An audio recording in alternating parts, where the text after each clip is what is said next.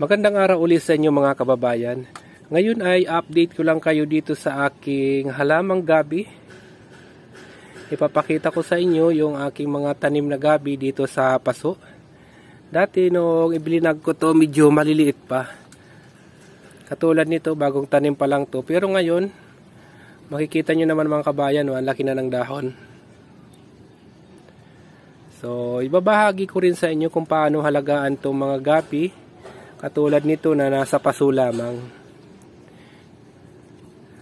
Ayan mga kababayan, kung makikita nyo yung pinakapuno nitong gabi, itong pinagtaniman natin na paso, napakaraming mga balat, gaya nito mga natutuyo na. Tulad ng balat ng saging, nilalagay lang natin dito. Tapos pag nabulok na siya na yung magiging fertilizer or pangpataba ng ating mga halaman. Tapos mga kababayan, titingnan nyo pala yung ilalim ng dahon. Minsan kasi may mga abids, kailangan nyo silang tanggalin. Pero hindi naman nakaka-apekto yung mga abids sa gabi. Kaya lang, ang pangit tingnan dahil may mga lamgam. Kung may mga lamgam na yung mga tanim ninyong mga gabi kabayan, makikita nyo dito mga gumagapang. Ibig sabihin lang yan, may mga abids na sa ilalim nitong dahon ng gabi. Tapos check nyo rin mga kababayan kung may mga itlog ng caterpillar. Dahil pag napisa yung itlog ng caterpillar, kakainin nyo yung dahon. Maghahanap tayo ng itlog ng caterpillar, ipapakita ko sa inyo. Gaya nito, kinain to ng uod na caterpillar pero natanggalan natin. So ito mga kababayan, may nakita tayong isang itlog ng caterpillar. Katulad nito, kung nakikita ninyo, napakaliit lang yan. Kulay green. Kailangan tanggalin nyo yan dahil pag napisa na yan, magiging uod yan. Tapos kakainin yung dahon nitong gabi. Yan tatanggalin natin Ito na siya mga kababayan, napakaliit lang Ganyan yung itlog nitong caterpillar. Paglaki niya, magiging caterpillar siya tapos magiging paru-paro. So halos pare-parehas mga kababayan. Yung mga puno nitong gabi, may mga nilalagay tayong mga basura. Para yun na yung magiging pataba nitong ating mga halaman.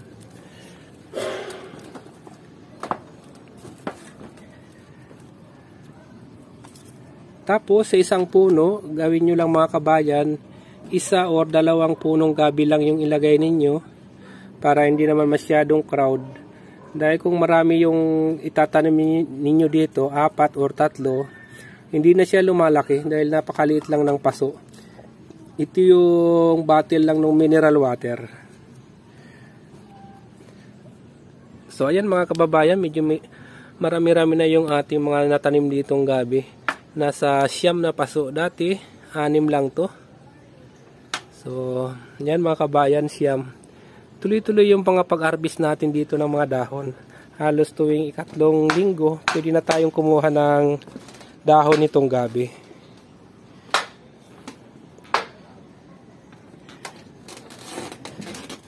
Medyo maingay lang dahil nasa bubong tayo. Yan tingnan nyo mga kabayan. Yan mga balat ng suha. Tapos ito naman yung gabi. Yan Tuloy-tuloy lang yung paglagay nyo ng mga basura dito, mga balat ng prutas, balat ng gulay, ilagay nyo lang sa mga paso na pinagtaniman nyo ng mga halaman. Tulad nitong gabi, para maging malusog yung mga halaman natin. So ayan mga kababayan, maraming salamat sa inyo. At short update lang tayo dito sa ating mga tanim na gabi. Sa susunod, maipapakita ko naman sa inyo yung mga aking tanim na okra. Papakita ko sa inyo kung paano alagaan hanggang sa mamunga. Yan Ngayon susulyapan natin yung tanim nating okra nandito sa kabila. Ayan mga kabayan, nandito lang tayo sa bubong. Ayan Ito yung ating mga tanim na okra. Yan, gagawan din natin ng video yan kung paano natin alagaan mula sa ganito hanggang sa paglaki. Hindi ko pa kasi yan ginagalaw mga kabayan dahil nasa mahigit isang linggo pa lang yan. So yan mga kababayan, maraming salamat sa inyo. At huwag niyo pong kalimutang mag-like at mag-share sa ating YouTube channel.